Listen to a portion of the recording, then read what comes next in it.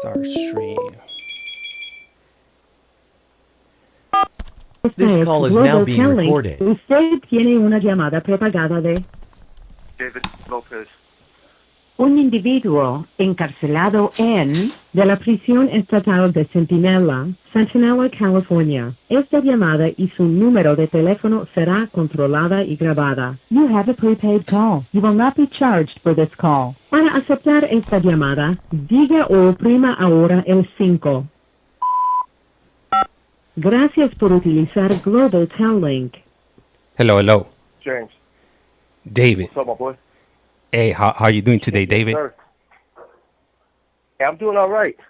I'm doing all right. I don't got my ace deuce with me right now, so but he's out there. He's out there with his family. This is his birthday visit. But I'm holding down the fort. That's right. It's Hey, dangerous in here, James. It's dangerous. hey. I hope I'm here when he gets back. Oh man. Well, you know what? I want to say Yeah. that I do appreciate you calling in and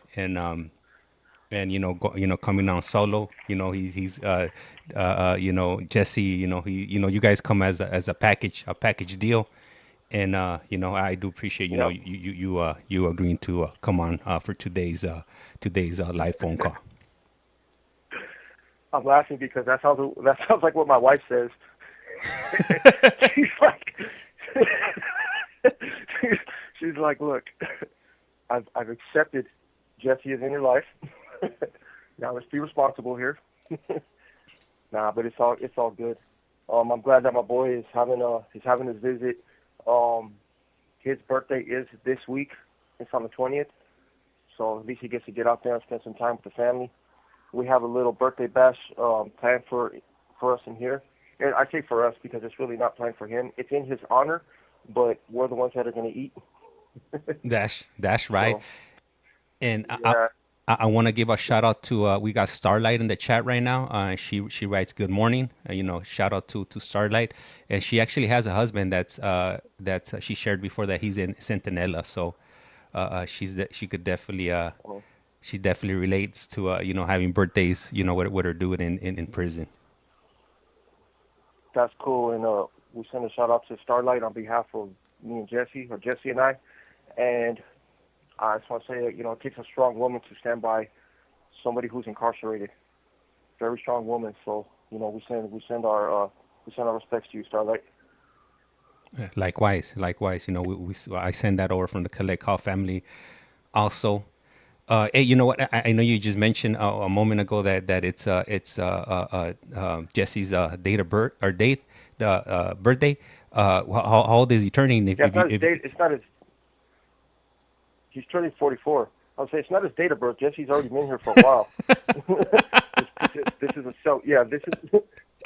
is a celebration of when he was born, when he was spawned into this world. Yeah. But yeah, he's gonna be fofo, man. 44 years old, my boy. Damn, Crazy. I've known that fool for so long, man. We were just kids, man, smashing around in these places, Just the way that our journeys have collided, so many times along the years, and it's crazy that a lot of people that we came into this life with, they're not here no more. They're dead. They're dead. They're washed up. They're just, it's crazy.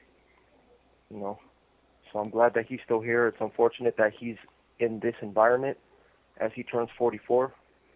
He's been in here for over 20 years just on this one, and it's almost over for him. He's gonna go home soon, and he's gonna do amazing things out there. You know what? Right now that you mentioned that you've known him a long time, it takes me back to when you were originally sharing your journey with us when you were in juvenile hall in the leva bed. Yep. When you said that, that's like the first thing that The popped into leva my bed. the leva bed. Yep, that first time, and it's crazy because he was just a kid. He was just a kid, and he was a little older than us.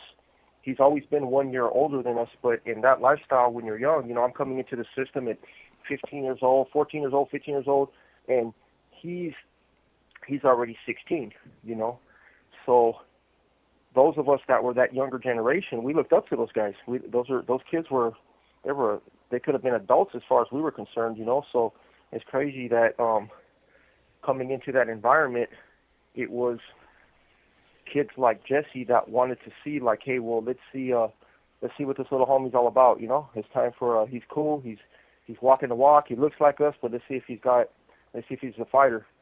And it's crazy that your friends later on down the line, or your homeboys, they're actually the ones that are like kind of let the things play out, you know. Kind of let things play out, like, hey, I just seen this fool just put they called me by a different name at that time, you know, my alias, but they're like, we're just gonna say D. We just seen him put D stuff on the level bed, and normally we'll jump this fool like in that instance, but let's see how D handles it, you know. And that's when kids sink or swim.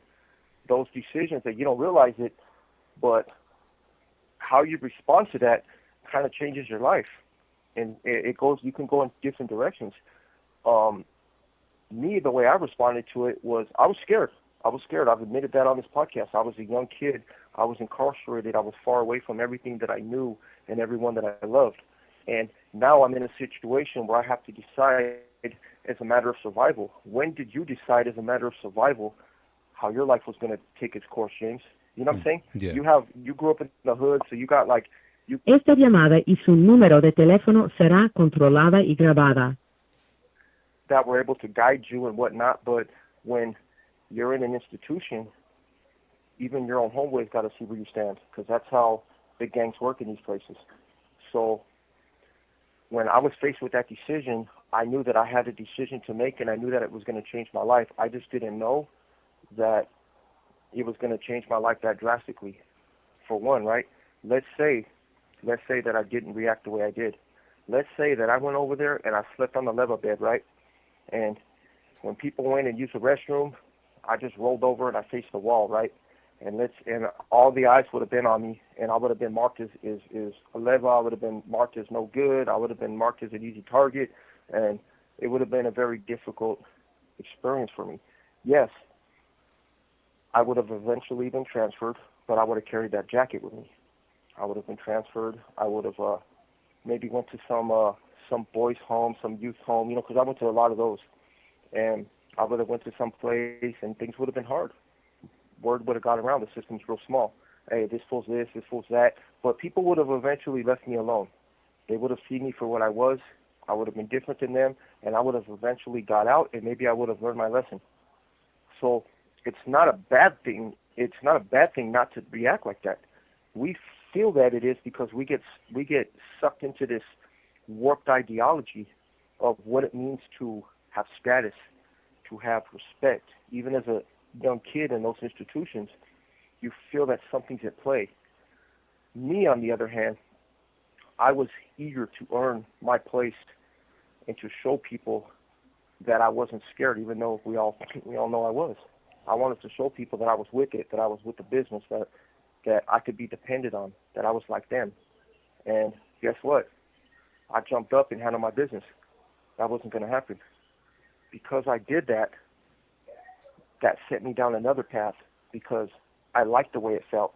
I liked to be on that fool. I liked it when I was on top of him, when I was you know, raining hellfire on that fool. I liked it. It was a feeling that it was new to me. Yes, I had been in fights in the hood. I had done all that stuff. You grow up in our culture. We grow up fighting with our homies since we're kids, but it was different to hear the alarm going off, to hear all the keys, you know, running down the hallway, to hear the door crack open, to hear all the yelling of the responders.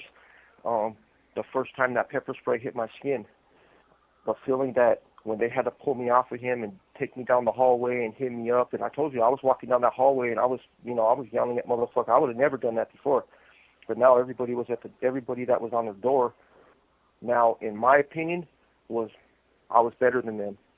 They were the ones that were the bitches. They were the ones that were the levels. They were this, they were that, because I had shown a willingness to commit violence, and that changed me, because that didn't end. That led all the way down the path of destruction that would bring me into CDCR, into 180 level 4s, to the SHU program, to a needy terminate, to notorious ad-cigs like Palm Hall, and eventually would lead me into committing heinous crimes, including 187. David, That all snowballs. Yeah. and let me ask you something, because some people might not be familiar with the term leva, and what was so significant about the leva bed? Why was it bad to sleep on this bed? Why did it have that title? Okay, so in that particular unit, there was group rooms. There were single cells, that's where they called it TGR. That was Unit 2, so those were kids that were they were just coming into that institution, into that juvenile hall, and they had single cells, and it was more restrictive. Like, that was cells right there. It had a cell block, but they also had, I think, 1, 2, 3, 4. They had 4 5-man group rooms. So the group rooms were still locked doors, but they had 5 bunks on there. So most of the kids in that unit, they had BR status, which was they had a yellow shirt. I didn't have a yellow shirt, but I had to get processed through that unit through court. And so until they decided whether they were going to send me to YA or to a group home or placement, they had to see what the court was going to do with me before they would let me go out into to the dorms. So BRs were considered building restriction. So those are the kids that they had a likeliness of going to the youth authority. So those types of kids were around us. Then there was TGR, which was temporary group removal, which was that was like being in a hole.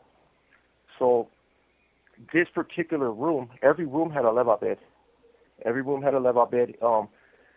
That bed faced the toilet. There's like a little wall. There's a little wall right there that kind of blocks like a little barrier, but there's a bed that goes up along that wall, which is cool. It's considered female. That's how they say it. Like it's okay. And there's 3 other beds across from that. So that's the 4. And then there's a 5th bed, which is off to the corner, and it's directly across from where people use the restroom. So in the juvenile system, that bed's considered leva, like no good. It's not female. Like anybody who would even sleep on a bed like that and didn't have the balls to fight for another bed, like away from that, is automatically put on disregard or leva, and they're just marked out, So that's what it is. And the way your stuff ends up on that bed, go ahead. I was gonna say, so in essence, Esta llamada y su número de teléfono será controlada y grabada. That bed was really close to the toilet. Would there be any possibilities of you getting splashed with any golden showers or looking at somebody's junk? Is that kind of the reasoning behind it? Absolutely. Now, you're not going to get a splash. But juvenile hall. You got small bags for Alfonso? Yeah, how many? Sorry, I got young Tiny at my door. We're gonna. All yeah, right. Hold on. Okay, so yeah, I got you. I'm here. So, I'm sorry. What was your question again? So, getting food. that's what is it? A DoorDash right there, delivery or Uber Eats? Because you just got some food, right? That was not. He needs some bags. He needs some bags to put the food in. Okay. So we have like a little stash of bags. Okay. Not too much, but okay. So there's a bunch of us eating, and it's funny because Jesse's not even here. All right, go ahead. So what I was saying about that particular bed was that it was close to the toilet. Oh, the splash. Yeah, the splash, or looking at splash. somebody's junk while they were using the right. restroom, or where there was. Could you sit down on the toilet right there, or was there any like? Yeah. Okay. Yeah. There's no stand up toilet. Like right there, the toilet is separated from the. Le queda un restante de 60 segundos. Right here in the cell, my toilet is connected to the sink, but over there, it's separate. So when you're sitting there, so there's no barrier from that bunk to the toilet. So yeah, you just stare right at them, just using the restroom, stand up, sit down, and unfortunately in that system, if you get put on leva, somebody, because remember, these are kids, but these are crazy fucking kids. One Yeah. of them kids is likely to turn around, act like he's going to the restroom, and walk over to you and take a piss on you while you're sleeping. Oh wow. That's yeah. They're not going to splash. They're going to walk over there. They're going to fucking just go, and you're going to wake up and someone's going to be pissing on you. Oh man. That's how. That's the system. You wonder why all of his kids turned out all fucked up. There it is. Hey, and the call's about Hey, to hang up. If Yeah, you, if you could call back. I'm gonna call you back right now. All Yeah, right. think Then. about that. I'm calling back later. Later. All right, Starla. I did see your question right there. I'll go ahead and ask him right now. And when we're done with this, juvenile hall, how he started off, down his journey. And today's topic is actually gonna be, and this is gonna be a two-part one. Can you raise your kids while in prison? I just kind of want to pick his mind and share his perspective, or I want him to share his perspective on what it's been like, and because everybody participates in their kids' lives differently, and there he is, he's calling back.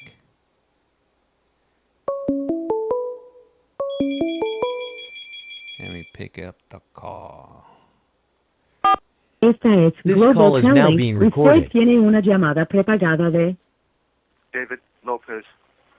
un individuo encarcelado de la prisión estatal de Centinela, Centinela, California. Esta llamada y su número de teléfono será controlada y grabada. You have a prepaid call. You will not be charged for this call. Para aceptar esta llamada, diga o oprima ahora el 5.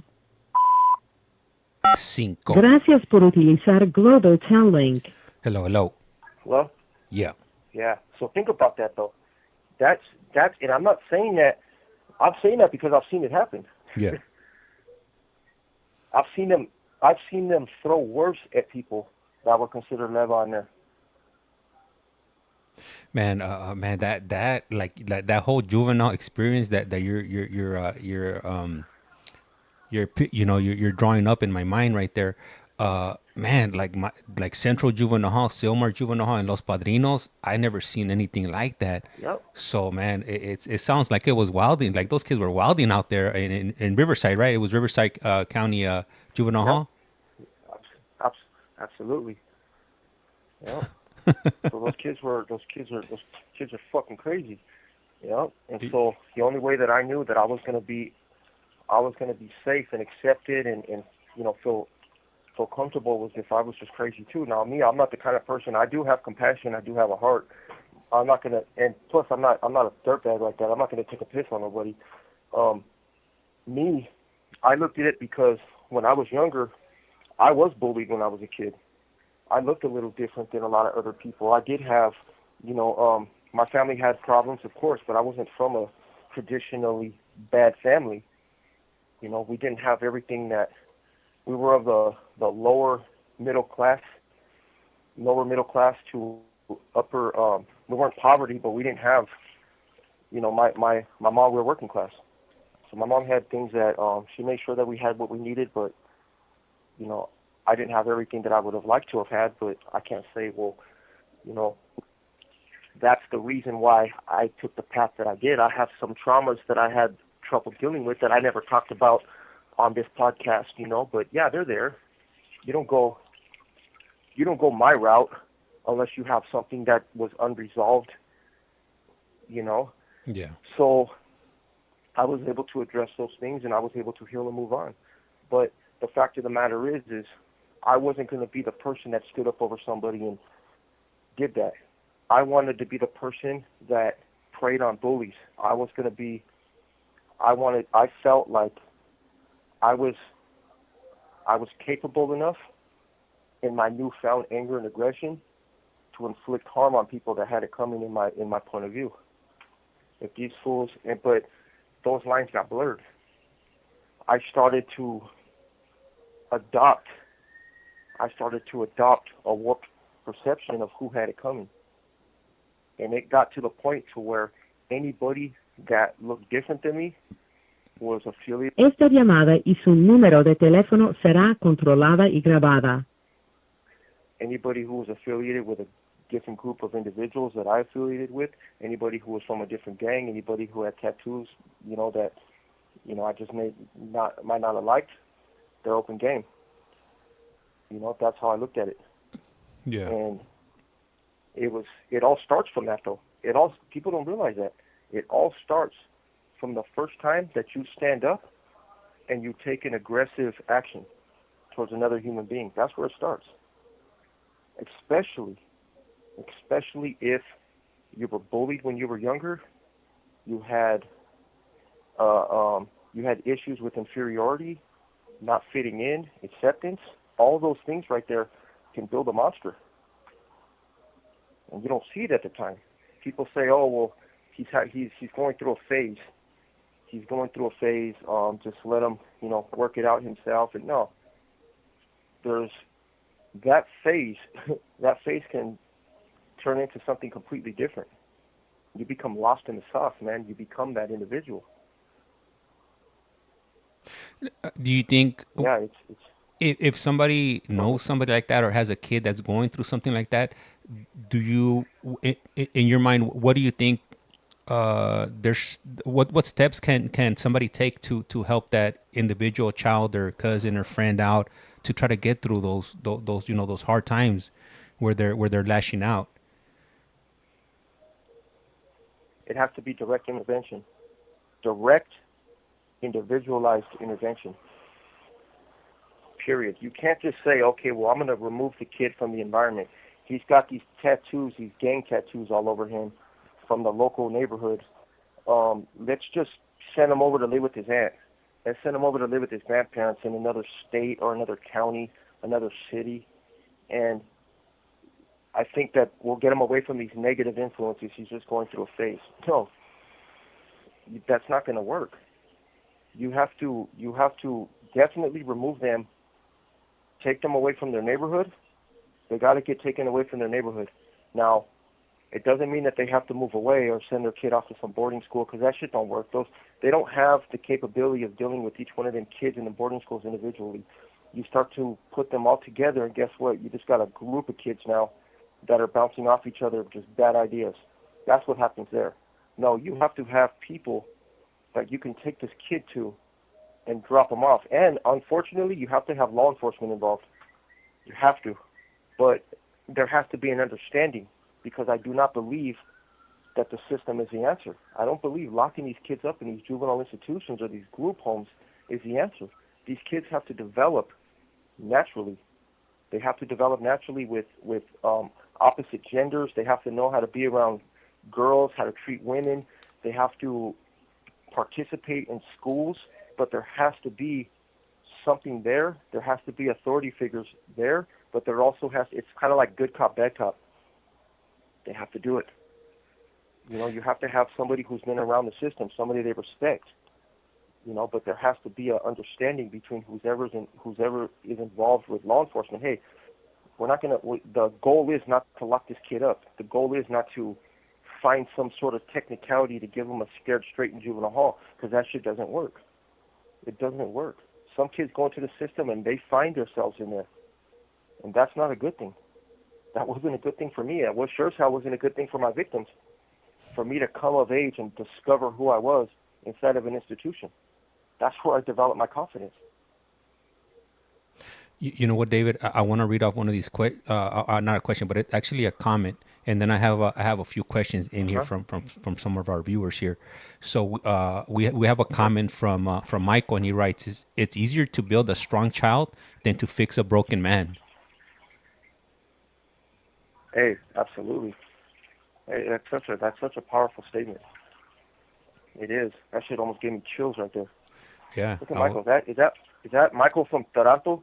Toronto? No, Toronto. No, this is actually Michael from over here from the TikTok side. Michael normally comes on the YouTube side, and then we also have another comment here from lovely Gigi, and she writes, I feel that's what my son was going through that landed him in prison at 17 years old with a 16 to life sentence.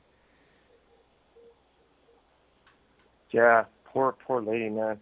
I feel so bad for her son too, because I came to prison at 18, and I came straight out of the juvenile system and went right into with the big dogs, and it's just fucked up, man, because that kid, her son at 17, was going to be raised by freaking, by people with a prison mentality. You are raised in here. Yes, you are involved with your son's life, but those types of lessons at 17 are going to come from, I don't want to say, I don't say actual charges or anything like that. I just want the viewers on TikTok to know, because we get kicked out of there here and there. Yeah. Yeah. Yeah. So if I use a penal code, that just means, I hope you guys understand what it is. But the kids that are the people that are raising your kids in here, people who raised me in here, we're convicted of 187s. That's your social circle. You got guys who, they do the 211s, and you get guys like that, but most of the guys that are in here that actually have some sort of life teaching are guys that have been in for 20, 30 years. Those are who you get your life lessons from. And you do see those guys display anger. In here, we don't look at it. Now I do, but during those lessons, I looked at it like, hey, these old dudes right here, they're just handling their business. That's just the way the world works. Try to use violence as a last resort, but if you have to, it's okay. It's what it is. And so that's unfortunate, because those people do teach you to take someone's life if necessary. That's what they tell you. Hey, you got to do what you got to do. It's not something that you should be proud of doing. It should be a last resort, but it is an option. That's the lesson you get. And that stuff stays in your head, especially if during I don't know how old her son is now or how long he's been incarcerated, but back when they were giving sentences like that, lifers weren't getting out. So you had to teach these kids how to be a lifer, because no one wants these little young knuckleheads messing up what they got going on in here. You don't want some kid coming in here fighting all the time and causing racial issues, because that hurts your pocketbook, because people do make a living in here. That causes things to get shut down. That causes heat to come from law enforcement. So those kids, they don't understand. They come in here and they think, oh, well, I'm just earning my way. Well, these OGs that actually got stuff going on in here, they're not going to take too kindly to that, because you're bringing heat to the pad. So you have to you're so busy trying to find a way to survive in here and to find your way, and you're so focused on surviving and learning the ways of prison that you forget about the streets. You forget about normal society. Yes, our loved ones do come up here. We spend time with them in the visiting room. We go out there to family visiting, which is the conjugal visits, and we spend time with them. But we barely got, as lifers, because I'm considered a lifer.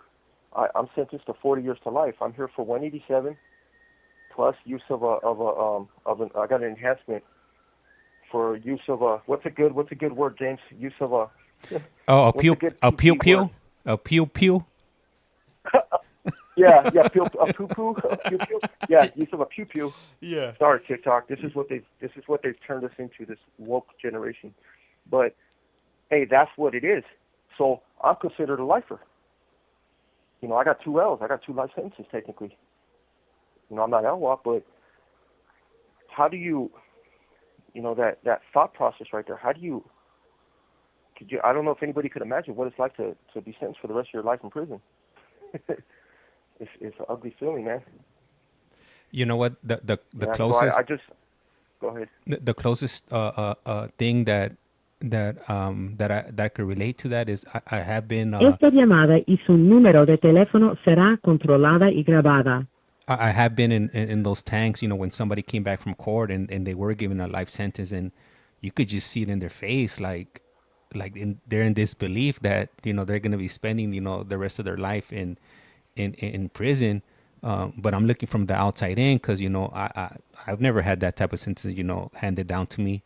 But then again, I've never taken anybody's life. But I can't even imagine what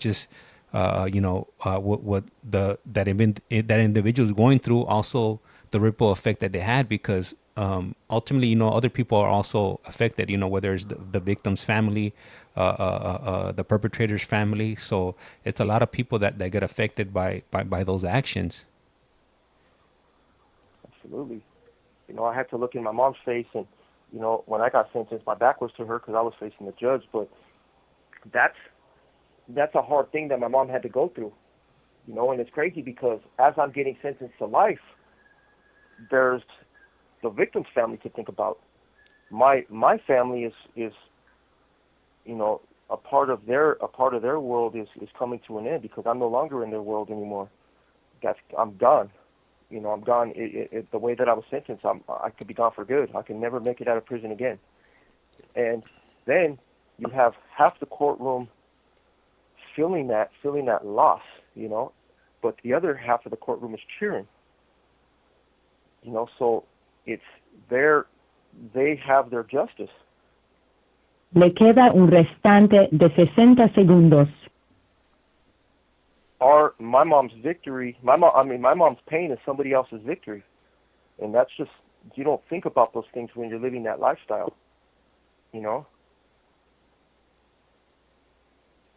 And that's unfortunate, and my heart goes out to that lady, and her son, because he doesn't have to die in here. They're letting us out. They're giving us opportunities, but we have to be able to recognize those opportunities and take full advantage of the fact that they are willing to let us go now. But we got to put in the work. And I know the call's about to hang up in about another 15 seconds or so. If you could go ahead and give us a call back, and then I'm going to go ahead and read up a question that Starlight put in a little bit earlier on in the chat, and then some other comments that people have put in the chat also. Okay, will do. Call you back. All right, cool. Perfect. So if you are in the chat, if you have any questions, feel free to write them in there, and I'll go ahead and get to them. I'm trying not to interrupt them as much as I can. Normally, I'll try to ask these questions when the calls are cut off and reconnected. So, I am reading the messages. And let me see. And if you can, James, please send my love to David from Tango Coachella. Gracias. All right. Yeah, I'll let him know right now.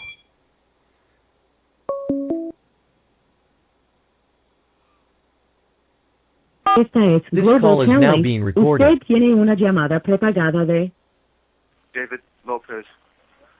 un individuo encarcelado de la prisión estatal de Centinela, Centinela, California. Esta llamada y su número de teléfono será controlada y grabada. You have a prepaid call. You will not be charged for this call. Para aceptar esta llamada, diga o oprima ahora el 5.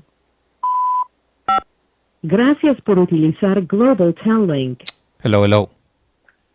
Yes, sir. All right. So how earlier on I had mentioned Michael. Michael just clarified that he's actually from Orange County, and All right, OC. You know how them OC vatos are. Hey, that's funny because they're in here the same way. We're like, look, man, I'm not just from California. I am from Orange County. Okay. That's right. Fair enough. Matter of fact, are you from Santana? You from Fullerton? All right. I'm just messing with you, Michael. No, that's cool. I got a lot of boys in here from Orange County, so I always give them a hard time. And I got a comment right here, and they write, if you can, James, please send my love to David. It's from Tango Coachella. Gracias. Hey, igualmente Tango Coachella. Hey, I got a lot of love for Coachelanos. I really do.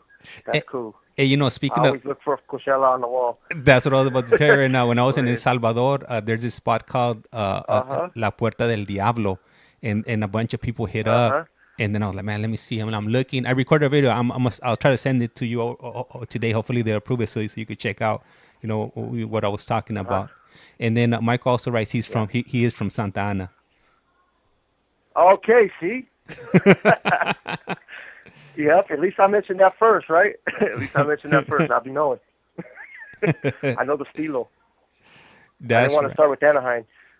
Oh, no. Would have been fired, you know what I mean? Yeah. Yeah, it would have cost Pedro right there. Go ahead. And then let me see. Gigi put a comment on here, and she writes, "Amen. We are trying." I want to read up that question that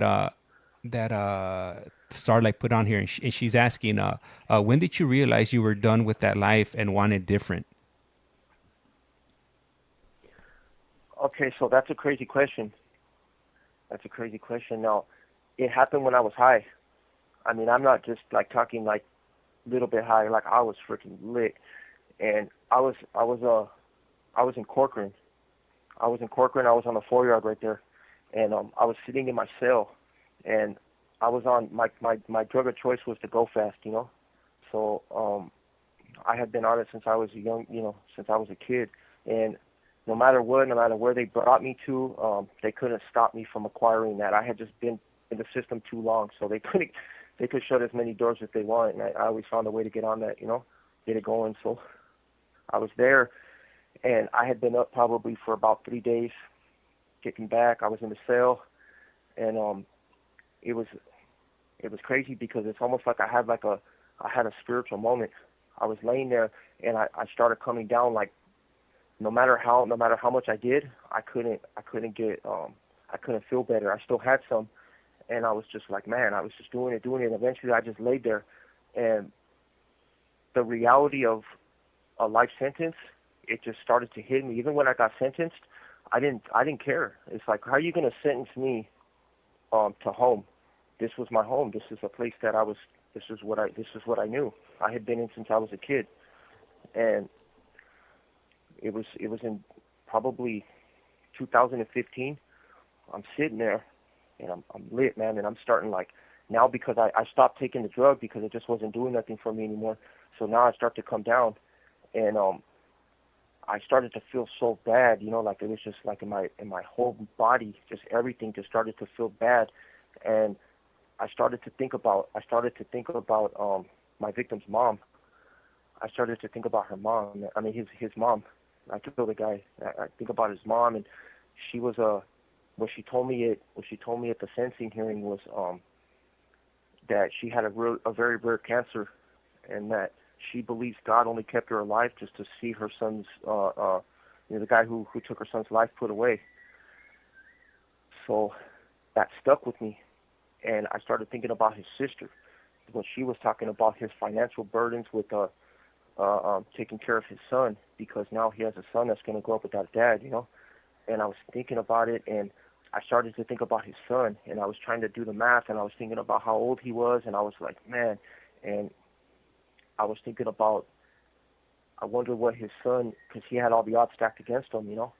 And I started thinking about if his son would if he was going to be in the juvenile system, and I was starting to think about other kids in the juvenile system that might have looked like him, and it was just crazy that I experienced that, and it was almost like, it was just like I just couldn't do it no more. I started thinking about what my future was, and I didn't have a light at the end of the tunnel, and I always heard that throughout the years. Yeah, I got life, but I don't have a light at the end of the tunnel, and I seen it for the first time it was like in 3D. I'm looking down that tunnel, and that tunnel was my future. I have no future. I'm looking around the cell, and I'm locked in. I'm still level 4. I had a lot of points, you know, from past write-ups, and I used to be really, really violent in here, so I had a high point, and I'm thinking, damn, I'm never going to come out of a level 4 again, you know, and all those things were just starting to hit me all at once, and I needed that to happen.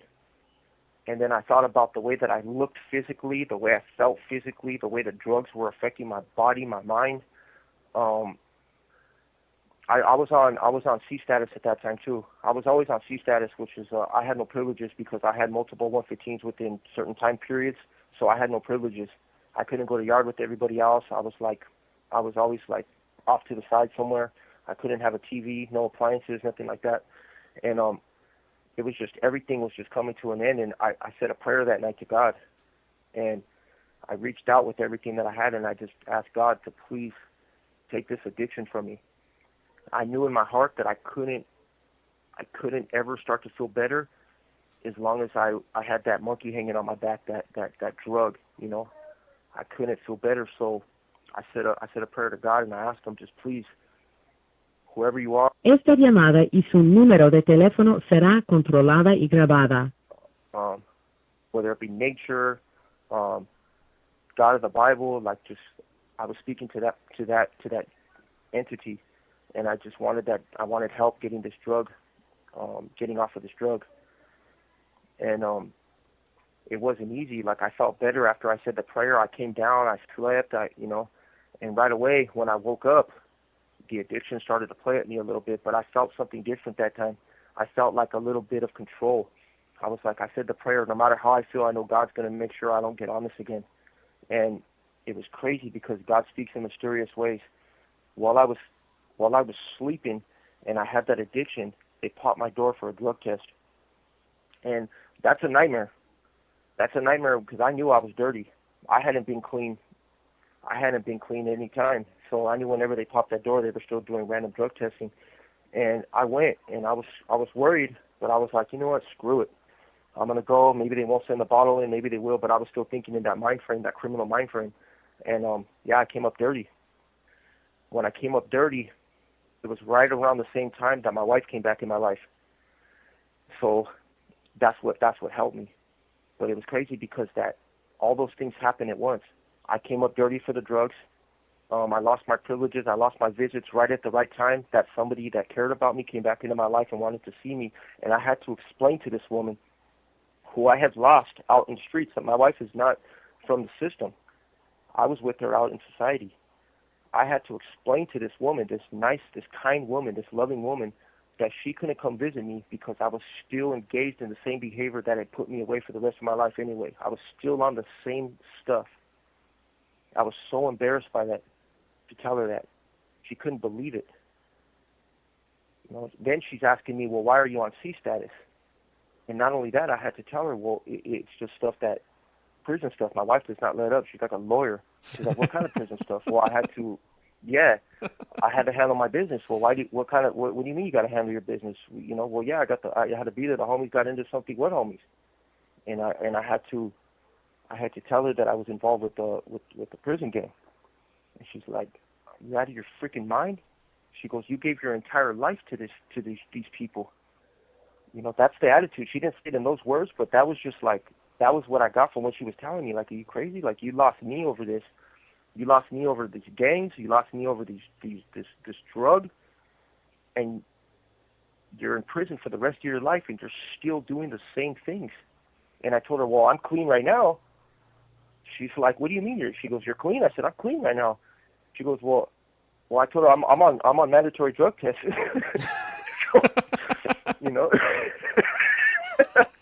I told her I don't have a choice if I want to freaking keep my visits.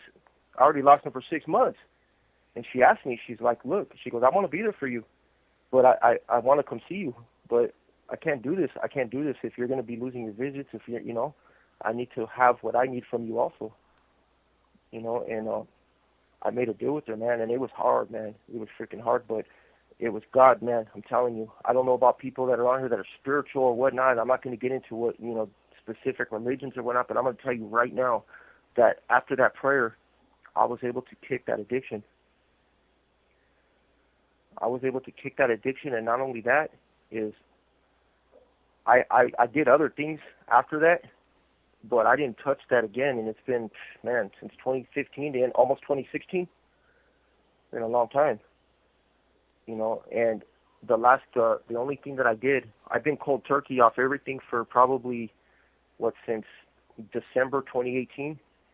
And the only thing that I did was I took a little stupid piece of Suboxone, but my sponsor told me that counts. So I had to restart my clean time.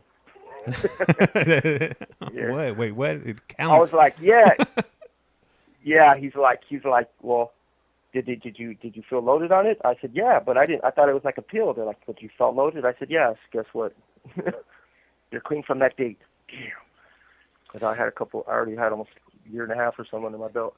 But yeah, so that's what it was. And I was still a criminal though. Just because I got off that crap doesn't mean that I wasn't a criminal. I was still a criminal, and guess what? I was still involved with gang activity. I didn't realize how bad it was, but I was still involved in gang activity, so I still was getting into some of the incidents. But now something had changed in my heart. Every time that something would pop up, yeah, I would be there, I would jump, I would do it, but I felt like I started to feel hesitant, like damn, like maybe we shouldn't do this, maybe we should go another route with it. I was going against the grain. And God was still working in my life. Nature, the universe, whatever you call it, was still working in my life, because more and more things started to present themselves, and I was like, hey, let's let's negotiate, let's talk, let's do this, because I was up there kind of in the gang politics. So what I said mattered. People were listening to what I said, and that's not always a good thing, because now I'm projecting what? What am I projecting in this world? I'm projecting weakness. I should have used violence to solve these issues. I would have before in a heartbeat. But what's going on now? Something is causing a hesitancy in my life, in my actions. Then family visiting. They gave family visiting back to lifers. My wife's like, well, we need those. When are you going to get off close custody? Well, as soon as I get a year clean, I could get off close custody. She's like, well, what's the issue? Well, I just restarted my year again.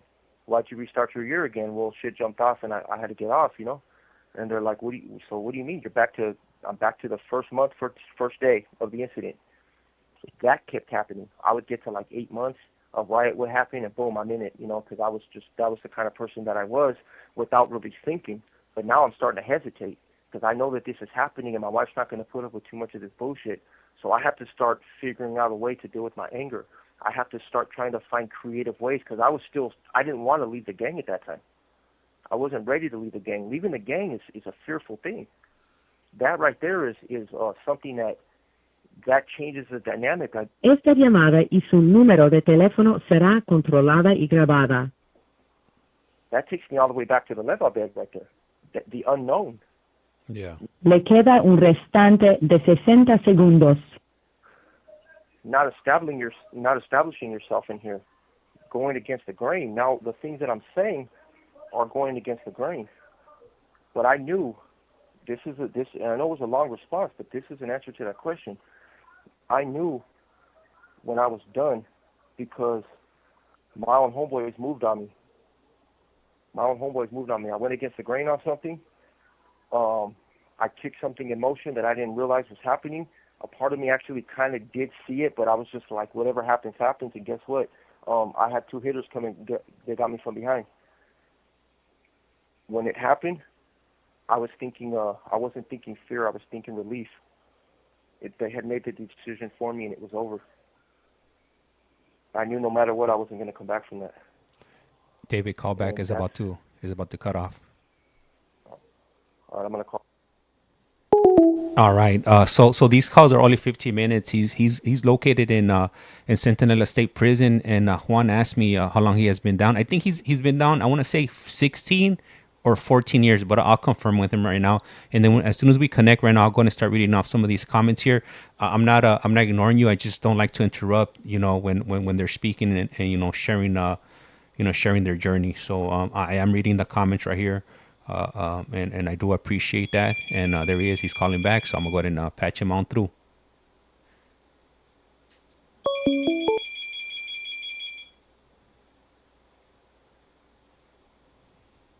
Call is now being Global recorded. Link. Usted tiene una llamada prepagada de David Lopez.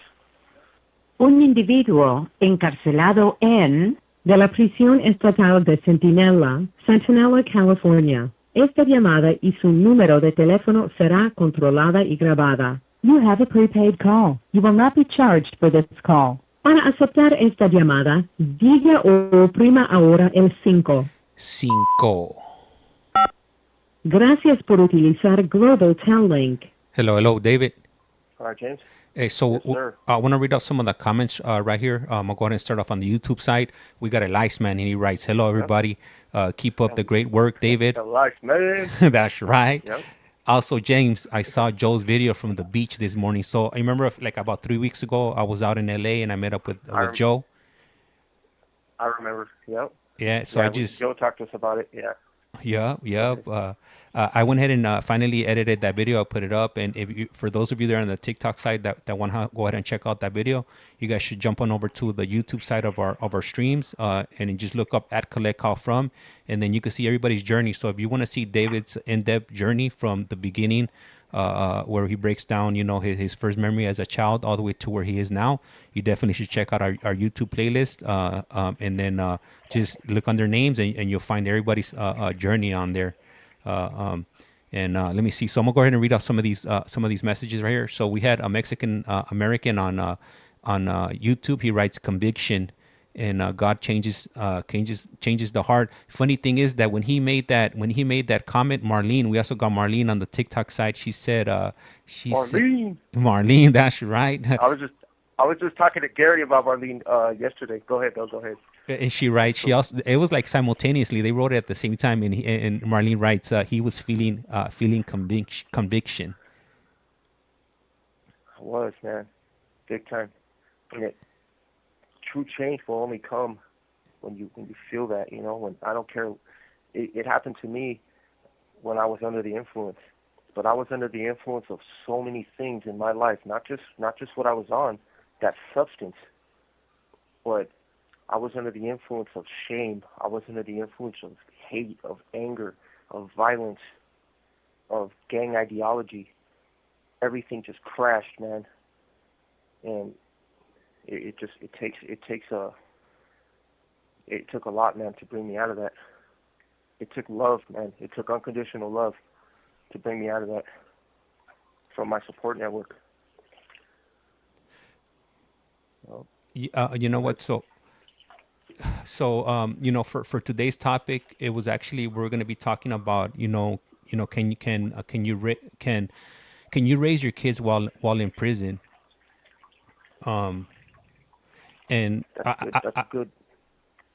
Go ahead. I wanted to have both of you, Jesse and David, both of you guys on at the same time, because you guys have two different perspectives.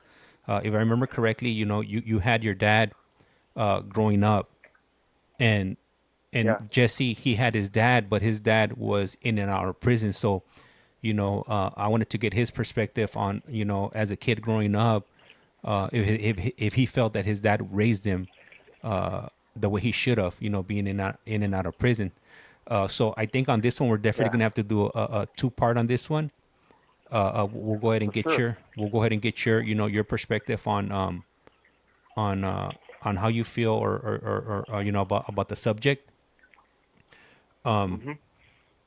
Let me see. Oh, Leisman wrote, I just tapped in right now. Didn't hear Jesse's voice till now. Saludos as well. No, Jesse is actually not on this call right now. Yeah, right now it's David is riding solo right now. I was kind of hoping Felipe would jump on the van, but he Esta might. llamada y su número de teléfono será controlada y grabada. He might be busy. Hey, I could call the Chihuahua. I could call the Chihuahua. It don't matter. It does not matter. It does not matter if he's busy. Let's get this thing clear right here. Yeah. I am Felipe's prison daddy. I just want you to know that. All right. Hey, I love to interrupt his time. Hey, so for the listeners that don't know Felipe, right? This is my boy. He's a young little knucklehead kid, came out of the system, went through the California Youth Authority. I love this kid. Like I'm telling you, he's not a kid. He's gonna be 40, but he just looks like he's just a little guy. You guys probably seen it from the video. This is my boy, man. So let me see if I call him in the van. He lives next door to me. All right. Let me turn off this fan up here. Hey, he spends on the van, Felipe. Oh, he's over there jamming. You hear him? This fire Felipe for a little bit. You hear that music? Yeah. Hey, Felipe. Hey, come here, Chihuahua. Hey, even better. Why? Yeah, I'm taking. Yeah, hey, James said put some agua in it, por favor. All right, we're gonna. Hey, come hit me up though. Come hit me up when you're done, por favor, dog. Put some water, a little bit of spray. Hey, they were like, hey, James asked me, well, I don't know, maybe Felipe. Oh, dang, he hit some water. Shoot. Hey, Felipe. He'll finish up right now. That's right. Hey, like I said, I do not hesitate to interrupt Felipe. He's got some R. Hey, did you hear what he was listening to? No, no, I couldn't. We couldn't hear it. Could you hear music on? Yeah, I could kind of hear something in the background. Hey, he's over there probably like he's over here like probably thinking about Dez. You know, he's got some Tony Braxton on or something. Hey, David, we got a question here from Zoe. What level are you in? I'm level 3 now. I made it to level 3 finally. Yep, I became a level 3. I became a level 3 after, man, I was level 3 probably in 2005 last, but this past, or in August, I became level 3 in May. Yep, officially. And I got had like 51 points. Yep. I was gonna answer a question from Michael, and he's asking the name of the channel. So the name of the channel is at Collect Call From, or you could just go to our profile under TikTok, and I have all the links on there. It's pretty much the same thing as the name on here on TikTok, or you could find the direct link Yep. on the under the bio. Yeah, normally, okay, so my path with Jesse, Jesse's my celly, so Jesse's a visit right now. But my path with him, we came up in the system together. We got into like leadership roles, and in that system, my personal case is actually easy to find on the news. What I'm in here for, probably even who I was affiliated with and whatnot. I don't bash anybody. That's one thing about me. That's one thing about Jesse. We have a lot of people that on both sides of the fence that we have a lot of history with, a lot of love, a lot of respect. And so I don't bash nobody. I understand. I was in this, well, I'm not in it no more, but I was in that game for a long time, and I know what it is. And my heart goes out to every single person that's still experiencing that type of prison lifestyle. Anybody who's incarcerated, if I can do anything to help anybody, I will. I had an indeterminate shoe for years. I basically grew up in the shoe. So I talk about all that stuff on my stream. If you're from up north, if you're from Central California, down south, to me it's all gravy. We're all struggling in some way, shape, or form. And those of us that aren't no more, I believe it's our responsibility to try to help people get out of that darkness. That's what it is. And that's the main reason. Jesse, That's one of the main reasons that I decided to put up this platform and bring on gentlemen like David and Jesse, so they could share their journeys. And like here, you're not gonna get the stuff that you're gonna get on from other channels. You're not gonna get any glorification of prison life. I want these gentlemen to share like the raw and uncut a real deal of daily prison life, the things that people are going through, mental struggles. You're losing family members while you're there. In some cases, in other cases, you don't have any family support from the street, and you gotta scrape by whatever way you can, or going to parole board and getting denied, going to parole board and getting found suitable. So all those aspects that's what I want to shed light on here on this side. You Esta have a collect llamada call y from. su número de teléfono será controlada y grabada. hey, first of all, Chihuahua, when you come to the vent, you know what you got to say, dog. All right.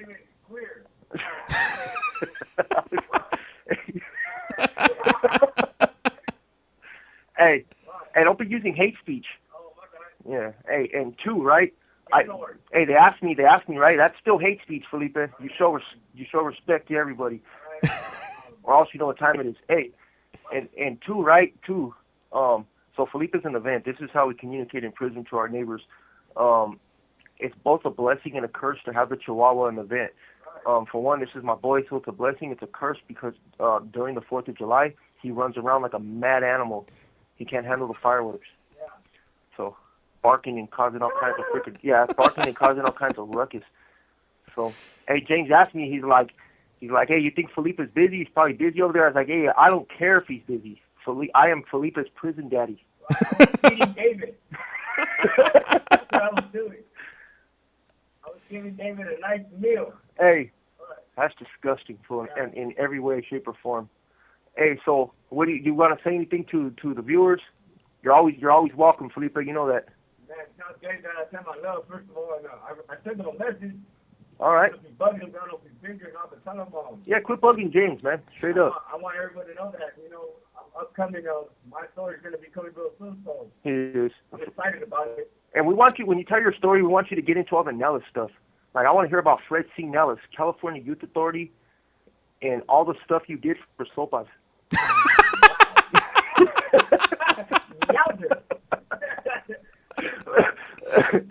Hey, be straight up. Be straight up. You know what I mean? Don't beat around the bush. Ain't never gonna be around the bush about it. Tell it like it is. Hey, we got some good listeners on here though, Felipe. Felipe's story will be on soon. James and Felipe will work it out. But yeah, we got some excellent viewers, Felipe, that are giving some good feedback and asking some cool questions. So it wouldn't be the same if I didn't, do my dispense on the vent. Interrupt your little ass. Yeah. Well, I'm ready to share, my life experience as growing up as a kid in this story, and letting you up to today where I'm at today. So. That's cool. Hey, as Felipe, the Don. Ask Felipe. Go ahead. Ask Felipe if he's ready to go to New York. We're gonna be going to New York next week. So you get them bags ready, get them sopas ready, because we're taking this show on the road. Hey, James said he wants to know if you're ready to go to New York, and because we're going to take this show on the road. So we said get them bags ready and get them sopas ready. But I don't think you want to bring them sopas, James. I'm telling you, fool, he still earns sopas the wrong way here. That's all I'm going to say. Like, yeah, that's one thing. You always say all them little white babies bring all their bullshit from YH to the state. You know what I mean? And, hey, that's one thing he brought to the state, James.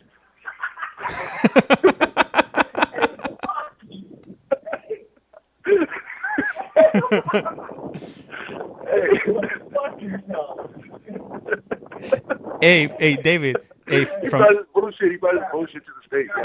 Yeah, go ahead. Hey, from now. Hey, from now on, when I title the videos, I'm gonna have to put Jesse. I told him in the business, I'm ready to roll. Let's go. Yeah. I'm gonna have to title the videos collect call from Jesse and David with Felipe on the vent. Yep, that's what he's gonna do. Felipe, he's gonna start titling the videos, right? Jesse and David with Felipe on the vent. Let's go. Yep, he's like Wilson. Remember, was that? Yeah, Wilson from Home Improvement. From that show. Home Improvement, yeah, that's Felipe right here. But hey, he can't see over the fence. He looks through a little hole in the middle of it. Yeah, he got the doggy door. Hey, so now we just wanted to send our Felipe. Hey, likewise, and thank you to all the listeners. Be prepared, man. I'll be going on there soon and share my story. So pretty interesting. That's cool. All right, my boy. You have a good day over there. Hey, likewise. And close the vent. Close the vent, please. Hey, gracias, and as always, hey, thank you. Le queda un restante de 60 segundos. Yep, that's what it is. That's right. So you want me to give you a call back, James? Yeah, and then let's go ahead and hit the topic. Can you raise your kids while in prison? All right. All right, cool. Thank you. All right, let me see. Marlene put Nellis War Stories. We got Thunder Horse 63 California time. We're going live at 5B. They're Chicanos, Indigenous, and Medicaid. California time. All right. Starlight, be right back. Let me see here. Barry, my brother is in Centinela. The system is so, it's all bad. Is the food expensive there? The LA County? Then LA County. You know what? I think in state prison, I think it might be a little bit cheaper than the county. Yeah, I remember that back in the days, man, the prices on the sopas, it was all bad. All right, we're getting the call back. My bad, Mexican. All right. Esta es Global Telling. This call is now Usted being tiene recorded. una llamada prepagada de David Lopez. un individuo encarcelado de la prisión estatal de Centinela, California, Esta llamada y su número de teléfono será controlada y grabada. You have a prepaid call. You will not be charged for this call. Para aceptar esta llamada, diga o oprima ahora el 5. Gracias por utilizar Global Tel Link. Hello, hello. James. Yeah. Yes, sir.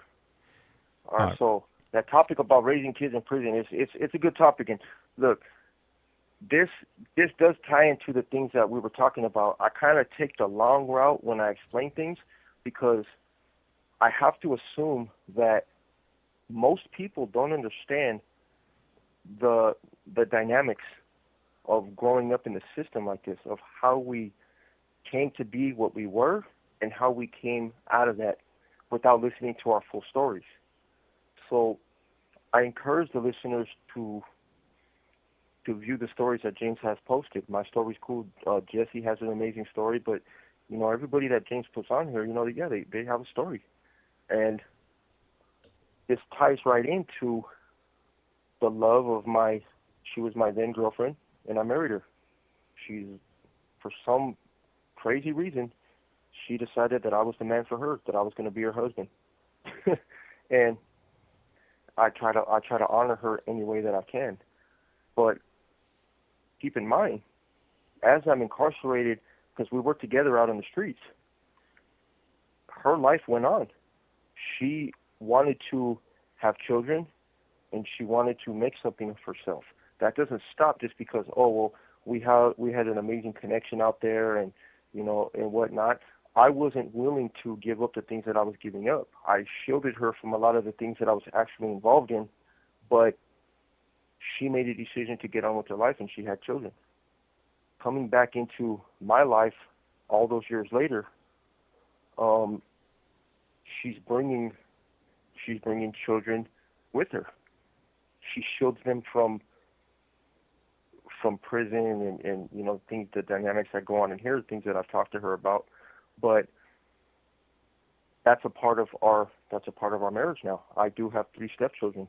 When I married her, I knew that I was going to have to become a father in some way, shape, or form. I don't have biological children because my lifestyle. I grew up in here. It just didn't work out for me. So I never had any biological children. Suddenly, I'm the stepfather to 3 children. So along with my change and my recovery, trying to find my way, no longer associated with any prison gangs or whatnot, this jungle that's, SNY and whatnot, I had to deal with that. But I also have to keep in mind, hey, that I have a role to fill.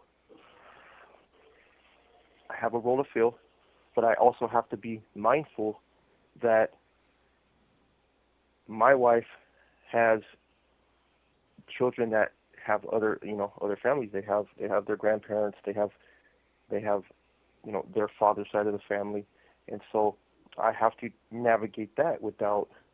I don't want to interfere with that in any way, but I also don't want to fall short of my responsibilities as a stepfather. So it's a fine line. Then there's being incarcerated. I can't be present physically like anybody else out there in society. I cannot be. I am separated by miles of wasteland, fences. I can't be there physically. But I also know that I am a part of the family, so I can't isolate myself either.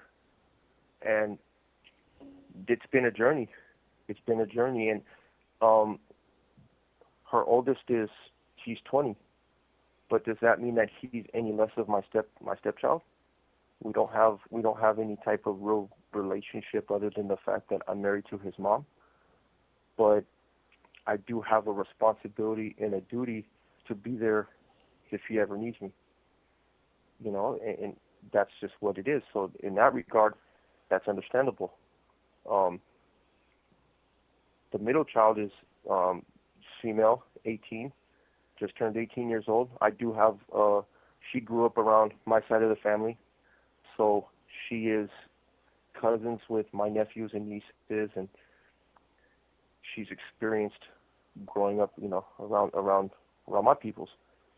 So I do look at her, like a daughter, but she's also somebody else's daughter. I have to keep that in mind. I might not agree with some of the things that some of the parenting, from that side of the family, but I have to be careful not to intervene. I say my piece when my wife asks me, but my role is to be there for her if she ever needs advice.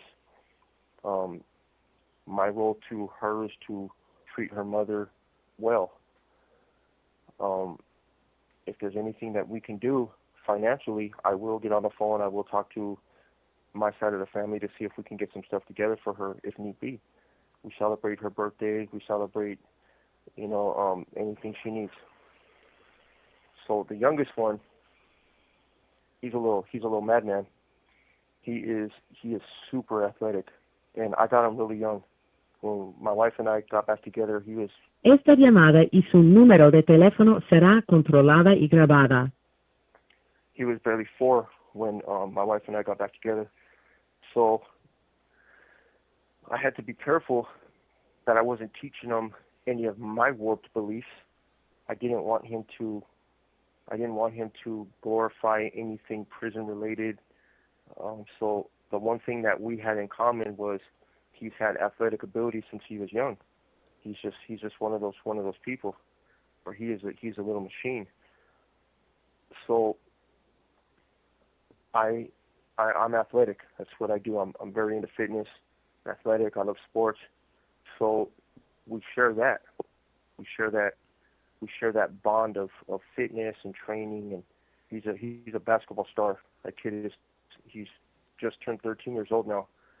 And fortunately, they did give lifers back family visiting, which is the conjugal visiting. But I do get to spend days with them. He does come up here. I am approved for family visiting. And I get to spend that time, that quality time. I get to horseplay with them. I get to go out and, play basketball with them out there in the little family visiting yard. And, so we have that connection. He comes up and visits me, and I get to speak to them on the phone. And that's how I'm present. That's how I stay present. You have to be creative on how you stay connected to your children in here. I have to understand that the things that I do, even if I get upset, I lose my temper, I'm tempted to do something, and whatnot, I always have to keep them in mind.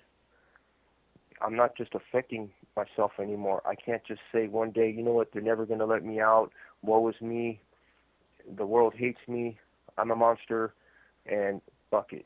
It is what it is. But I can't do that.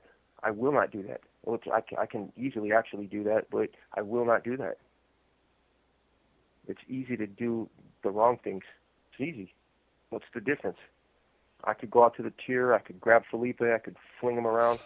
He's a little vile hey, he's a little vile motherfucker. If I grab that little fool and freaking fling him around, he'll freaking try to chew my forearm off.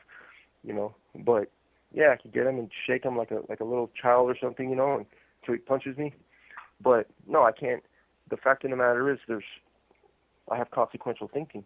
I'm not willing to lose the things in this world that I love the most anymore. I'm not going to do it over my inability to deal with my anger, to deal with my stress, to deal with my addiction.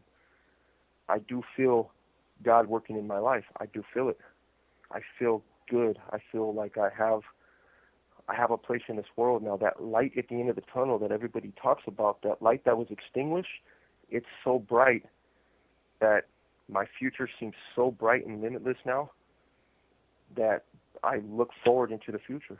That's what I do. I look forward to every single day that I get up in this cell. I'm in a cell right now. I'm locked in. I'm on a level 3 yard, but they run it like a damn 4 yard, which is fine because I'm used to it. But I don't look at the confinement anymore. I look at the possibilities. I go to day room. I was at yard all morning. I actually did all my laundry and bird bath cleanup and everything while I was on the phone right now talking to you guys. But I make sure that I'm constantly busy. I'm enrolled in 5 college classes right now. And I'm taking them. I'm doing it. That's my workload. I'm in an in-person college. I'm working on several degrees, and I'm in line to enroll in San Diego State University. This is one of the prisons that has San Diego State University, so I can get my bachelor's degree. With that education is going to come more opportunity, but I'm putting in the work. I'm going to go out to the day room. They just called gym. That's what they're yelling right now. That's for the bottom tier. But at 1 o'clock they're going to open my door. I'm going to be out into the wilds. But I have a plan. I don't just walk out to the day room and just hang around the tables and shoot the breeze with people. I don't got no time for that. Like I said, I'm doing 5 classes. My semester has started. So what I'm going to do is I'm a barber also. I cut hair. So I'm going to take my barber equipment. I'm going to go out there, and I have 4 haircuts lined up. To cut their hair, get them all hooked up, get the boys looking fresh, and then I'm going to go hit the whatever day room is left. I'm going to go hit the studies. And that's what it is. That's the best way that I can honor my stepchildren. That's the best way I can honor my wife, is being an upright human being, being a good person, giving back to my community however I can.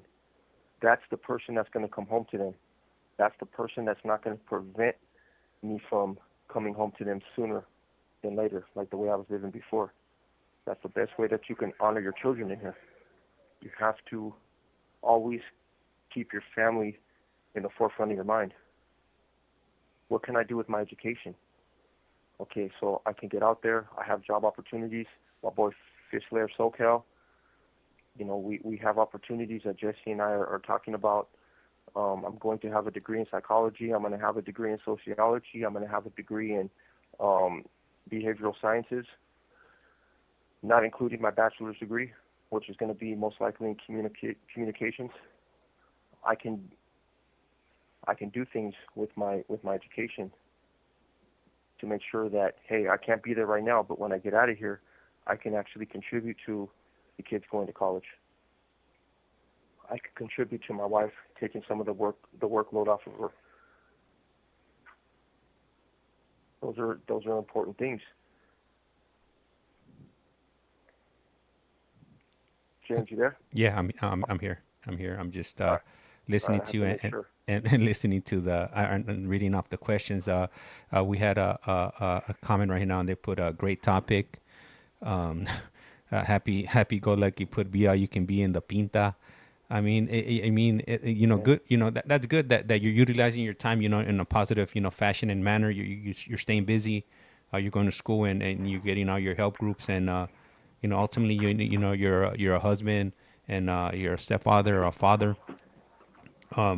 It's funny because this morning that we were in the restroom, me and my wife, and I told her I was like, David's gonna call up, but Jesse's not gonna be able to join because it's his birthday weekend, and he's gonna be in a visit. Esta llamada y su número de teléfono será controlada y grabada. And I was like, I got a topic for today. She was like, what is it? And I was like, can you raise your kids while in prison? And she looks at me like I'm crazy, and then I'm like, hey, that probably has nothing to do with the topic. She probably just finally realized that you're nuts. Yeah, that's long-standing. She's like, you know what? This fool has lost his mind. I suspected, and that had nothing to do with the topic. She just looked at you for the first time and like, with them crazy eyes. But you know what? I'm keeping my crazy at 70%. I'm trying not to go above that because that might cause some problems, like you mentioned last time. So keep it at 70, and everything will be it'll be just right, or just okay. But if you go below 70, if Le queda un restante de 60 segundos. If you go below 70, you'll become boring. So that's unacceptable. Also, I'll intervene. I'll put in one of them. What do you call it? One of them appeals. You do to TikTok. Yeah. I'm appealing your decision, James' wife. I need him to turn back up just a little bit. I'm not asking for much. Hey, so we got another phone call. If you want, I could take on the rest of this to the day room. For sure. Do you want to close off with the last one? All right. Nah, we got too many. We got too many people in here right now. We got 53 people listening. So we can't leave them holding the bag. We gotta do it until the wheels fall off. I got you guys. I'm gonna call back right now. All right, for sure, for sure. And you know, for all of you guys that are liking, subscribing, and sharing, you know, really appreciate you guys. David's actually he, you know, before we came on to this call, he had mentioned to me that he could only be on until 1 p.m. So you know, that's why I just mentioned to him that we'll do it until the wheels fall off, or until, you know, he you know, I know he has some other prior commitments. He's also, besides being a father and, you know, all the other stuff that I've just mentioned, he's also a barber too. So he has some prior commitments of some gentlemen that he has to, you know, cut their hairs, you know, while he's on the day room. So, you know, I appreciate, you know, whatever time they could you know, they could share with us. And here we go. Esta es This call Global is now being Talent. recorded. Usted tiene una llamada prepagada de David Lopez. un individuo encarcelado en de la prisión estatal de Centinela, Centinela, California. Esta llamada y su número de teléfono será controlada y grabada. You have a prepaid call. You will not be charged for this call. Para aceptar esta llamada, diga o oprima ahora el 5. Gracias por utilizar Global Talent. Hello. Yes, sir. Yep. Yeah. So, anyway, yeah, that's what it is, James. That's what it is, man. Parenting from here is not easy. You know, I want to be there physically. I do. I want to be there. I want to be, you know, if I want to be the best damn stepdad that I can. You know, I do. I had a stepfather, and me and my stepfather, we had an interesting experience. You know, that's what I'll say. And there's things that I felt, and it was. I don't want to say it was his doing. You know, I don't want to say that, 'cause my stepdad, he had a lot of good qualities, man. But I did feel different. I felt off. Like I felt like something was always like off about me. You know, my stepdad, he came into my life when I was probably, man, I was young. I must have been 2, 3 probably, because I don't remember my biological father at all. So I grew up with somebody in the house that was not my biological father. So I looked different. I guess I knew that he wasn't my biological father, but something was, it's hard to explain, you know, like I didn't understand the significance of something like that so young. You know, when he told me, hey, I want you to call me Dad, I still remember that. It's crazy because that must have happened around 4 years old. And I still remember when he asked me to call him Dad. But I never understood what that meant. I didn't understand, like, hey, well, why am I not already calling you Dad? You know, who the hell are you? You know what I'm saying? Like, I never tripped on that. It just seemed like it was he was just in my life as far back as I remember. He asked me to call him Dad when I was very young. I started calling him Dad, but it seemed normal. But I still felt like still felt like I was a little bit off, like something was missing. And when my siblings... Esta llamada y su número de teléfono será controlada y grabada. I have 3 siblings. We all have the same mom, but their father is my stepfather. So I grew up in the house, you know, with mother and father, but it still felt different. It felt like I was something off to the side.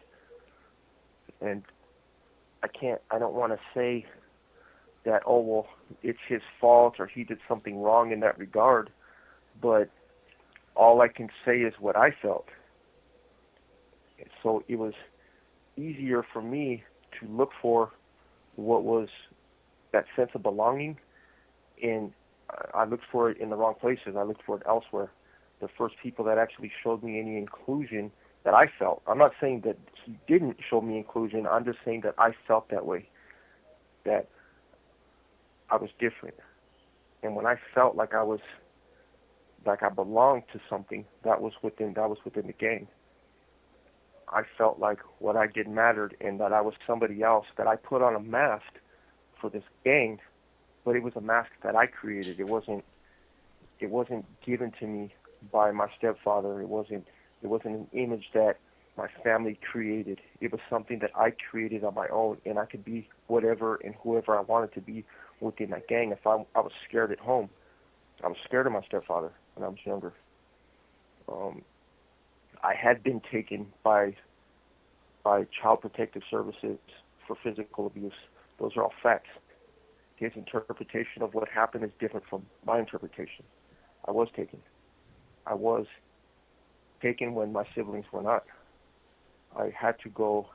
I was taken taken by the police. I was taken to live with my grandmother. It was always something different, and I did have a fear of that person. I threw the ball with him, like I talked about before, James. Yes, I had a person to throw a ball with. I had a person to teach me how to field. I had a person that was giving me lessons on how to be a man. But what were those lessons? Those lessons were to dominate. Those lessons were my way or the highway. Those were lessons that I adopted into my personality as well. My stepfather and mom, they did not get along. There's times that they did, but I'm not going to say it's anybody's fault. I'm just saying that that's what I observed when I was younger, and those are things that I didn't talk about in my first calls, James. Those are things that I kind of wanted to skirt away because I don't want to isolate my stepfather. He did listen to the first when we first came on my first calls. He listened to them. I haven't really spoken to my stepfather, and man, I've been in for 14 years. I haven't talked to my stepfather only one time, and it was just before that I actually talked to him because I wanted to. I missed him. That's the only father I know. But he didn't agree with my view of everything that happened back then, and I went light. I thought that I was very vague about everything, and so that's difficult. So with all that in mind, I do feel like I overthink it, where I don't want to ever put my stepkids through what I felt when I was younger. I would never put my hands on my stepkids. I would never do that. I don't hit kids anyway. I just look at it. It's just not any. But maybe that's because I was constantly being hurt when I was a kid. I was constantly in fear. I would never want to put my stepkids through that. I just wouldn't do it. I just couldn't do it. It's not something that's in me. A lot of the things that I've done in the system was almost in a way for me to prove to myself that I wasn't a coward, that I wasn't scared, that I wasn't a leva. Because when you grow up feeling fear of somebody or something, that's the thought process that goes into your mind. Maybe I am all those things that I'm hearing. Maybe I am what I'm feeling. Violence was the only way that I was able to come to terms with, hey, I'm not a coward at all. If anything, I'm the predator. I'm the one who hurts people. I didn't have it in me to hurt weaker people, so I wanted to prey on the violent. I wanted to prey on the gang leaders. I wanted to fight for power. I wanted to struggle. I wanted to go against the grain. That I lasted so long doing that because I was extremely violent. I was willing to go to the hole. I was willing to put in work. I was willing to fuck off a release date. But I don't want to ever put my kids into that state of mind. I don't want to do that. That helped shape a monster, because when I came in, I was a monster.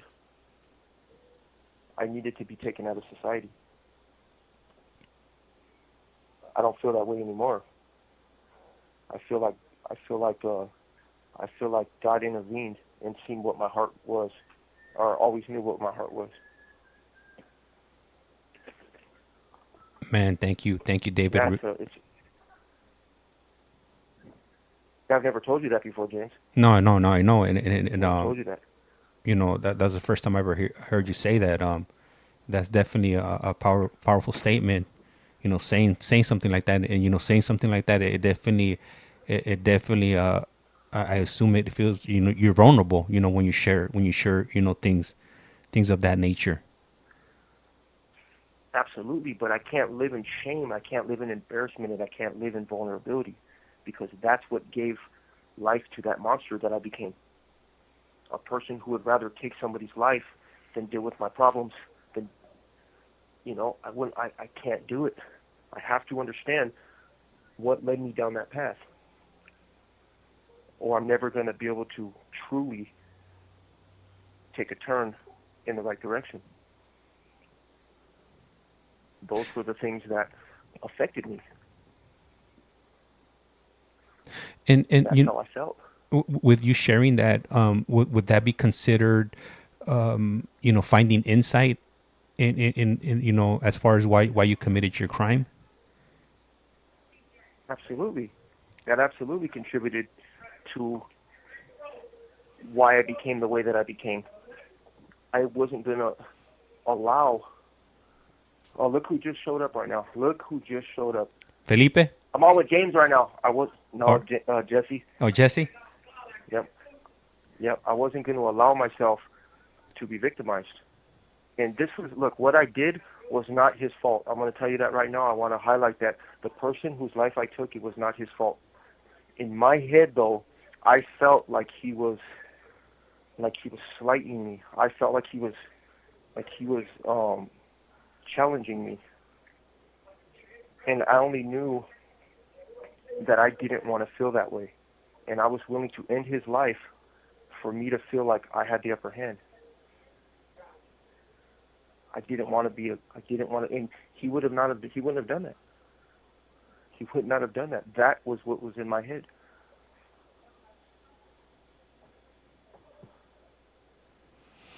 And unfortunately, it took his death for me to realize that, hey, this is a serious issue. These are things that I need to address, because it wasn't stopping there. Give me 1 second. I got to put my shirt on. They're coming for day one. For sure. So, for those of you that are new, I'm back. Oh, okay, that was fast. What I was gonna say right now was that normally, because we do have a lot of new listeners, tapping in, just with you, being on this phone call today for the last hour and 30 Esta minutes. llamada y su número de teléfono será controlada y grabada. We had 36 people subscribe during that, in the last hour and 30 whatever minutes. So for those of you that are new, normally when David comes on, we normally stream on Sundays a little bit later at about maybe like at 4:30 every Sunday whenever we're available. But when he does come on, he normally comes on with they come as a package deal. It would be David and Jesse, and then with some pop-up what do you call it, appearances by Felipe and the Vent. So just say it. Some barking from the Chihuahua. Say it. I can't say that. They might flag me for certain type of speech. So not trying to get not trying to get canceled. Hey, he loved it when I told him that. I said, hey, every time I talk shit about you, we get flagged for hate speech. He loved it. Hey, you know what? And I fuck yeah. I want to ask you before I forget. So, like a few weeks ago, I sent you a little package with like your mugshots. Did you ever receive that? No. No, you still haven't received it. Okay. No, you sent it to me. Yeah, to you. Yeah. No. Okay. Hopefully you get it. Felipe had also asked me, he wanted some. You remember the other day when we were in that video visit and you guys were on the screen together? I printed out some pictures and I sent them out yesterday. So hopefully you'll get them sometime this week coming. I sent like 6 different pictures. So hopefully you guys like one of them. And I know he wanted Des to have some. So you guys are going to share them.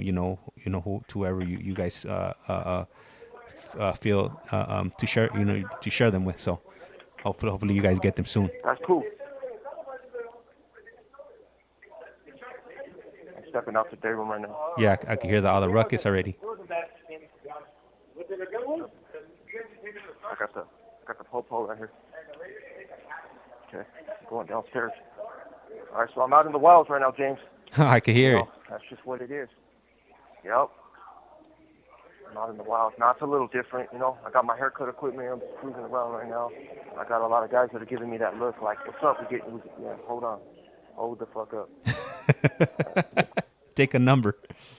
This is, yeah, take a number. This is one thing that I run is my barbershop.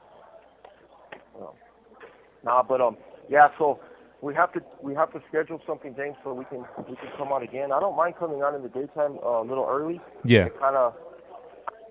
It's just I work throughout the week. So Yeah. I got to get out there and do. Le queda un restante de 60 segundos. But if you want, we can go ahead and cap this one right now. For sure. Yeah. And we can plan another one.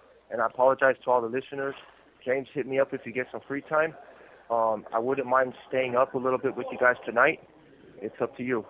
Whenever you get off work or whatever. Oh man, I would love to, but I don't get off of work today until 3 a.m. That's why I wanted to run it earlier, because I wasn't going to be available at our normal streaming time.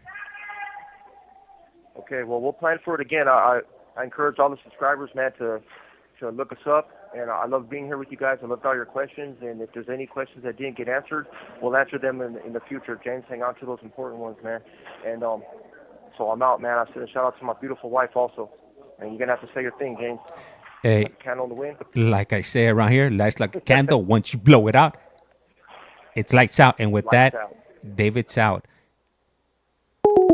All right. So, I want to share something with you guys, before I cut the stream. So, one of the reasons that I chose this topic, it was because it was a few different events that happened that made me choose this topic.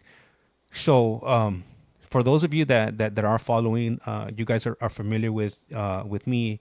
Whenever I'm out in the wild and I go to certain spots, I'll throw on a CDCR jacket, a CDCR prisoner jacket, and then I'll say something like, "This is the first CDCR jacket, like in Amsterdam," or "This is the first CDCR jacket in El Salvador," or something to that effect. All right, and just so we're up to speed and we're all on the same page. I've never been to prison.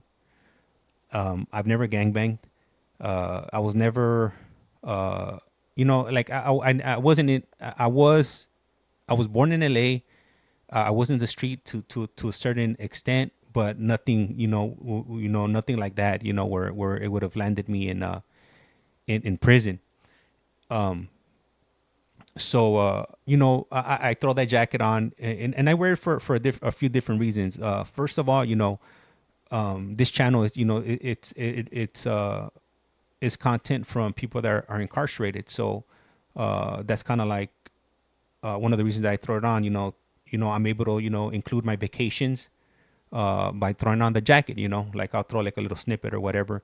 Then also to represent the people that come on, and also I find it that it's a good icebreaker. When I do throw it on, I've had people come up to me, especially in Amsterdam, and speak to me. And I was able to pick their brain and get some insight as far as what their prison system's like compared to what it's like in California. Anyhow, so whenever I do those videos, I typically I think I get more hate than anything. So recently I got a comment and somebody put something towards like the effect like that I probably never done any real prison time. I've never been on a what was it, level 4 180, and I responded to that. I responded to that message. I put something to the effect of, that's right. I've never done any real time. I've never been to a level 4 180. I was too busy, on the streets, raising my working, raising my kids, and being a man. So somebody else ended up tapping in and they ended up saying something like that I was disrespecting the homies that were locked up, because I was saying that or according to them, the way they took the message, they interpreted like me, I was trying to put them down, which wasn't correct. So that got me to thinking. I was like, what, that's definitely a good topic, speaking about people behind bars, raising their kids, because I want to know what their perspective is. And ultimately that's why I set up this platform, to have conversations, with these gentlemen. So So that's just a little bit of, what transpired, to get this topic going on. So, shout out to them, for saying whatever they said, and ultimately, it got me to this point, and I think it's a really good topic, to speak about. And weekly, whenever we come on, I'll either bring up the topic or they'll bring up the topic, and it's just like real life, prison stuff, the stuff that people go through, in there, so whether it's family members passing away, needing to speak to somebody, support or whatever, that was my thought behind it. But I do appreciate everybody that joined up today, on TikTok or on the YouTube side. Whenever I have time, I do sit down and try to do these live streams. It's kind of difficult, running a household, working. I got a 5-year-old. She has a lot of energy, and my wife, because ultimately when I'm here doing this, it takes me out, from the equation, and I'm over here locked in my room, focusing on the things that I'm doing in here. Let me see here. Let me see. Devious rights. Have you had loved ones in there? I got homies. I got a lot of homies that went to YA, that went to prison, and currently are in prison. And specifically, I got one of my buddies that's currently in prison. He's the one that kind of he helped me out. Make the connections. I'll refer to him as El Presidente. He was in Centinela. He recently got moved over to a different prison. And, without him, none of this would have happened. He was definitely instrumental on helping me, make these connections. It started with one person, and it just kind of snowballed into like something bigger. From that person, it gave me another person, and so on and so forth. I do have some experience as far as, going through the halls, going through camp, and ultimately, going through LA County. But I snapped out of it earlier on. It only took me about 3 or 4 times before I figured out that this wasn't for me. This life was not for me. Listening to the next man wasn't my thing. I didn't like it, and I didn't find it appealing. So I terminated my my probation, and that was that. And that was over 20 years ago. Last time I hit county was in 2000 November 1st of 2001, and I ended up coming home in April of 2002, and that was it.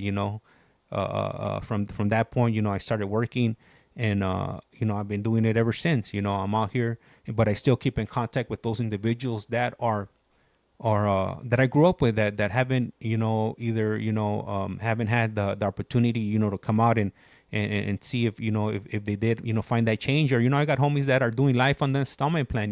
They do 3 years, 4 years, get out for 30 days, go back, do a violation, and back and forth. So I understand the mentality, because I grew up on the same streets. I was just doing different things. Let me see here.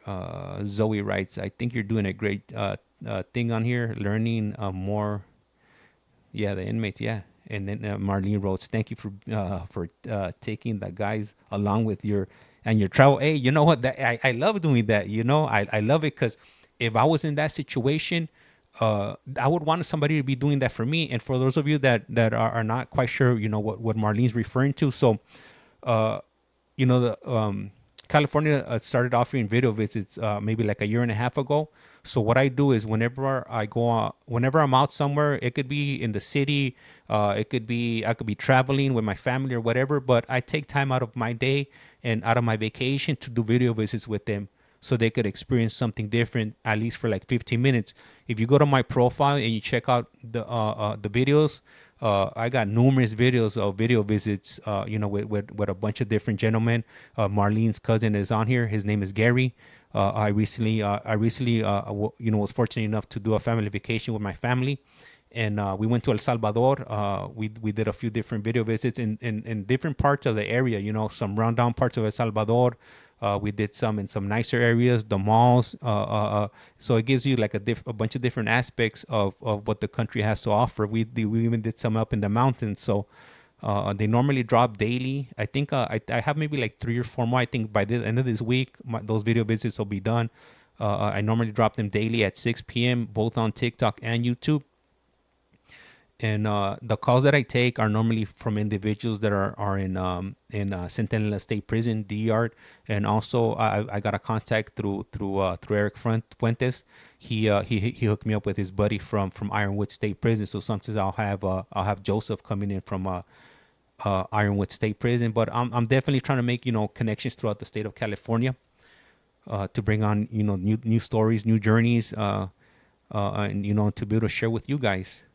Let me see here. Let me see. Michael writes, no matter what you say, there's always going to be some bozo that says different. Yeah, I know. And whenever I respond to any comments, I keep it respectful, because, everybody has opinions. I try not to take it personal. Everybody's going to think what they're going to think, and it is what it is. I'm doing this with good intentions, with a good heart. And, that's what it is right there. Let me see right here. I'm trying to reconnect with my ex-husband. He's in Centinela, DR. What the what? All right. Have you tried to reach out to him through the GTL Getting Out app?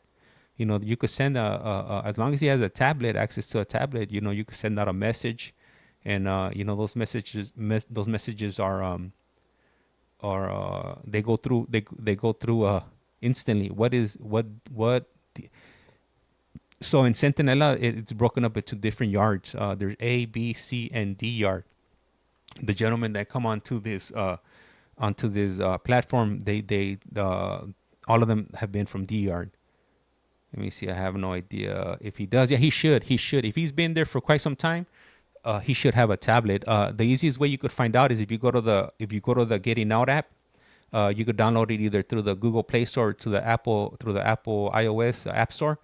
You download that app. It's a green icon with like a little message bubble. You register. You put your information, name, email address, and whatnot. And then what you do is you go to add inmate, and then you just type in his CDCR number. If you don't have his CDCR number, you could go to the California Department of Corrections inmate information, type in his name. It'll provide you with his CDCR number, and then you could type that into the Getting Out app, and you'll add him to your contacts. And then if you ever see him on there and he has a green light on it, it means that he does have a tablet. You can send him a message, and hopefully he wants to hear from you. If not, then I had nothing to do with this. I didn't provide you with the information. Please do not tell him how I told you to get a hold of him. Let me see. Devious writes, thank you for doing this. This was amazing to listen to. Gracias. Highly appreciated. You're welcome. And then also if I also got a video. If you go on my profile, I think all the way to the beginning when I originally started, like when I posted up, I think that was one of my first videos that I put up, how to register for the GTL Getting Out app. If you want to reach out to anybody, it'll definitely be it'll be on there. And that's when I barely started making videos, so it's not my best work, but you'll get the gist of it. I think it's pretty clear. And let me see, Scorpio Rising Road over here. Let me see, people can be such trolls and so rude. It's really easy to do when you're behind the computer screen with a keyboard. Hey, you know what? And my face is out here. That's why I keep it. That's why I keep it respectful. Because at the end of the day, you don't know who you're talking to. So it definitely, when I keep it respectful, and a lot of the stuff that said, it doesn't get me upset, but it does leave me scratching my head, if you will. Let me see. Is the GTL Getting Out? Yeah, it's the GTL Getting Out app. Yeah, that's it right there. It has a little green messaging icon, and has like a little thunderbolt or something in the middle. And let me see. Thank you for answering my questions. Yeah, you know what? Normally, when it comes to like reading off comments and asking questions, like when it comes to like David and Jesse, I try not to interrupt them because I don't want to derail them from whatever thoughts they have. So I normally take the opportunities whenever the calls are disconnected and reconnected to take those moments to read off any comments or read off any questions. So just be aware that I'm not ignoring you.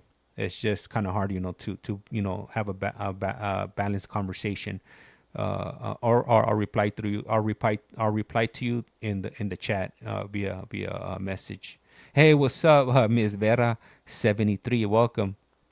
Haven't seen you in a few weeks, but I haven't been on that often just because of my prior commitments with the real world. Anyhow, today, shout out to you guys. We got not 70 for 43 new subscribers. That's huge.